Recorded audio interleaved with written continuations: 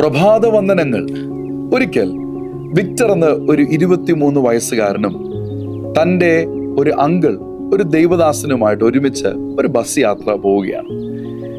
സംസാരിച്ച് വന്നപ്പോഴത്തേക്ക് വിക്ടർ പറയുകയാണ്, അങ്കിൾ, എൻ്റെ ഈ കഴിഞ്ഞ 23 വർഷം എൻ്റെ ജീവിതത്തിൽ ദൈവം എന്തെങ്കിലും എന്നെ സ്നേഹിച്ച് നല്ലതെന്തെങ്കിലും എൻ്റെ ജീവിതത്തിൽ ചെയ്തു തന്നിട്ടുണ്ടോ, എന്നെ എപ്പോഴെങ്കിലും സഹായിച്ചിട്ടുണ്ടോ ദൈവം എന്നൊക്കെ പിറുപിറുപ്പോടുകൂടി അങ്കിളുടെ അടുത്ത് പറയുകയാണ്. അങ്കിൾ ചോദിച്ചു, നിന്റെ ജീവിതത്തിൽ അപ്പോൾ എന്താ കുഴപ്പമായിട്ട് നിനക്ക് തോന്നുന്നത്? വിക്ടർ പറഞ്ഞു, എൻ്റെ ജീവിതം തകർന്നു, പഠിത്തം തകർന്നു, എനിക്ക് നല്ലൊരു ജോലിയില്ല, എൻ്റെ ജീവിതത്തിൽ സിക്നെസ് ഉണ്ട്, എനിക്ക് ലിവറിൻ്റെ പ്രോബ്ലംസ് ഉണ്ട്. ഇതെല്ലാം വന്നത് ദൈവം നല്ലവനാണെങ്കിൽ, ദൈവം ഉണ്ടെങ്കിൽ എന്തുകൊണ്ട് ഇതെല്ലാം? ഈ പാസ്റ്ററായ അങ്കിൾ പറഞ്ഞു, മോനെ, ഇതെല്ലാം ആരംഭിച്ചത് നല്ലതായിട്ട് പൊയ്ക്കൊണ്ടിരുന്ന നിന്റെ ജീവിതത്തിൽ 14-ാമത്തെ വയസ്സ് മുതൽ നീ പാപത്തിൽ വീണു തുടങ്ങിയപ്പോഴല്ലേ, നീ അഡിക്ഷൻസിൽ വീണു തുടങ്ങിയപ്പോഴല്ലേ, നീ മദ്യപിക്കാൻ തുടങ്ങിയപ്പോഴല്ലേ, നീ പുകവലിക്കാൻ തുടങ്ങിയപ്പോഴല്ലേ, നീ സിനിമ കണ്ട് മ്ലേച്ഛമായിട്ടുള്ള പ്രവർത്തികളിൽ ഏർപ്പെട്ടപ്പോൾ അല്ലേ എന്ന് ചോദിച്ചു. വിക്ടർ പെട്ടെന്ന് ചിന്തിച്ചിട്ട് പറഞ്ഞു, അതേ പാസ്റ്റർ അങ്കിൾ, സത്യമാണ്. ആ സമയത്ത് നിന്റെ അപ്പനും അമ്മയും നിന്നോട് പറഞ്ഞില്ലേ ഇതിലൊന്നും പോകരുതെന്നുള്ളത്?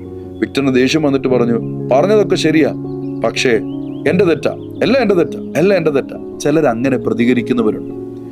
ജീവിതത്തിൽ എന്തെങ്കിലും പ്രയാസങ്ങളും ബുദ്ധിമുട്ടും ഒക്കെ വന്ന് പാപത്തിന്റെ ശമ്പളത്തിന്റെ അകത്ത് പെട്ട് കിടക്കുമ്പോഴത്തേക്ക് എല്ലാം എൻ്റെ തെറ്റാണെന്ന് പറഞ്ഞ് സെൽഫ് കണ്ടമിനേഷനിലേക്ക് കയറുന്ന ഒത്തിരി പേരെ ഞാൻ കണ്ടിട്ടുണ്ട്. ഞാൻ എൻ്റെ ജീവിതത്തിൽ നിന്നും പറയട്ടെ, വിക്ടറിനെ പോലെയുള്ള ഒരു അനുഭവം എനിക്കും ഉണ്ടായിരുന്നു. 14 വയസ്സ് വരെ എല്ലാം നല്ലതായിരുന്നു ജീവിതത്തിൽ.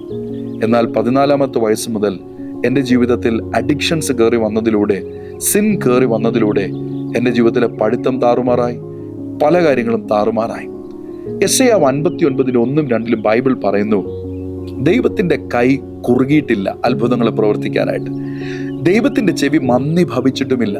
നമ്മുടെ പാപങ്ങൾ അത്രേ നമ്മെയും ദൈവത്തെയും തമ്മിൽ അകറ്റുന്നത് എന്ന് ബൈബിൾ പറയുന്നു. അതേ പ്രിയരെ, നമ്മുടെ ജീവിതത്തിൽ ഒത്തിരി ബുദ്ധിമുട്ടുകളും പ്രയാസങ്ങളും ഒക്കെ ഉണ്ടായ സാഹചര്യം നാം ദൈവത്തിൽ നിന്നും അകന്ന് പാപത്തിൽ വീണത് കൊണ്ടാണ്.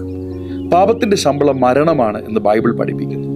പാപത്തിലായിരുന്ന ഒത്തിരി പേരുടെ ജീവിതത്തിൽ പരാജയങ്ങളും കാര്യങ്ങളും ഒക്കെ സംഭവിച്ച് അവർ രക്ഷപ്പെട്ടിട്ടില്ല. പക്ഷേ അത് നിങ്ങൾക്ക് പ്രത്യാശ നൽകാതിരിക്കുന്ന ഒരു സന്ദേശമല്ല. ഇത് പ്രത്യാശയുടെ പ്രഭാതമാണല്ലോ. കർത്താവായ യേശുക്രിസ്തു നിങ്ങൾക്ക് പ്രത്യാശ നൽകുന്നു. നിങ്ങൾ എത്ര വലിയ പാപത്തിൽപ്പെട്ട ഒരു വ്യക്തിയാണെങ്കിലും, നിങ്ങൾ എവിടെയായിരുന്നാലും ഒരു നിമിഷം നിങ്ങളുടെ ഹൃദയത്തിൽ നിന്ന് യേശുവേ, എൻ്റെ ദൈവമേ, എൻ്റെ കർത്താവേ എന്ന് നിങ്ങളൊന്ന് പറയാമെങ്കിൽ അപ്പോൾ തന്നെ യേശുവിൻ്റെ ആത്മാവാകുന്ന പരിശുദ്ധ ആത്മാവ് നിങ്ങളുടെ ജീവിതത്തിലേക്ക് വന്ന് നിങ്ങളെ പാപക്കുഴിയിൽ നിന്നും വലിച്ചെടുത്ത് കർത്താവായ യേശു ക്രിസ്തുവിൻ്റെ രക്തത്താൽ കഴുകി വിശുദ്ധീകരിച്ച് നിങ്ങളെ പാറമേൽ നിർത്തുവാൻ മതിയായ ദൈവമാണ്.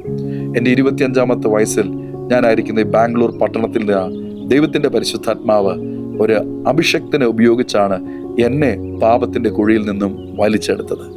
അന്നു മുതൽ ഇന്ന് വരെ കഴിഞ്ഞ 18 വർഷങ്ങളായിട്ട് ദൈവത്തിൻ്റെ പരിശുദ്ധാത്മാവ് എന്നെ അതിശയകരമായി ദൈവവുമായിട്ട് ചേർന്ന് നടക്കുവാൻ സമ്മതിച്ചും അനുവദിച്ചും അനുഗ്രഹിച്ചതും പോലെ വിക്ടറിന്റെ ജീവിതത്തെയും ദൈവത്തിന്റെ പരിശുദ്ധാത്മാവ് മാറ്റിയതുപോലെ എൻ്റെ ശബ്ദം കേൾക്കുന്ന നിങ്ങളുടെ എല്ലാവരുടെ ജീവിതത്തെയും ദൈവം മാറ്റിയിരിക്കുന്നു, മാറ്റിക്കൊണ്ടിരിക്കുന്നു.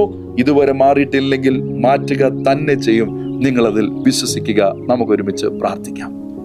ഞങ്ങളുടെ കർത്താവായ യേശുവേ, ഞങ്ങൾക്ക് വേണ്ടി കാൽവരി ക്രൂശിൽ അങ്ങ് മരിച്ചത്, ഞങ്ങളുടെ ജീവിതത്തിൽ പാപത്തിന്റെ ശമ്പളമായ മരണം ഞങ്ങളെയും ദൈവത്തെയും അകറ്റി, ദൈവ തേജസ്സിൽ നിന്നും അകറ്റി രോഗവും ശാപവും ദുരിതങ്ങളും ഞങ്ങളുടെ ജീവിതത്തിൽ കൊണ്ടുവന്നല്ലോ.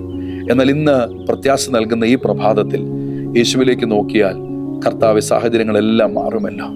ഭർത്തിമായി യേശുവേ ദാവീദ് പുത്ര എന്ന് നിലവിളിച്ചപ്പോൾ അവന്റെ സാഹചര്യം മാറിയപ്പോൾ, സക്കായി മരത്തിന്റെ മേലെ കയറി യേശുവിനെ കാണുവാൻ ആഗ്രഹിച്ചപ്പോൾ സാഹചര്യം മാറിയതുപോലെ ഇന്ന് പകലിൽ ഞങ്ങളുടെ ജീവിതത്തിൽ എല്ലാവരുടെ സാഹചര്യങ്ങളും മാറി അനുഗ്രഹത്തിന്റെയും ആശ്വാസത്തിന്റെയും വിടുതലിന്റെയും ദിനങ്ങളായി മാറട്ടെ എന്ന് ഞങ്ങൾ ആഗ്രഹിക്കുകയും പ്രാർത്ഥിക്കുകയും ചെയ്യുന്നു.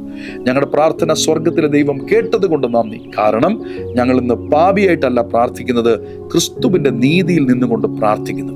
അതുകൊണ്ട് ഞങ്ങൾ അതിന്റെ ഉത്തരങ്ങൾ സ്വീകരിക്കുന്നു. വിശ്വാസത്തോടു കൂടെ നന്ദി പറയുന്നു. മഹത്വം അങ്ങേക്ക്, യേശു ക്രിസ്തുവിൻ നാമത്തിൽ. ആമേൻ, ആമേൻ, ആമേൻ. God bless you.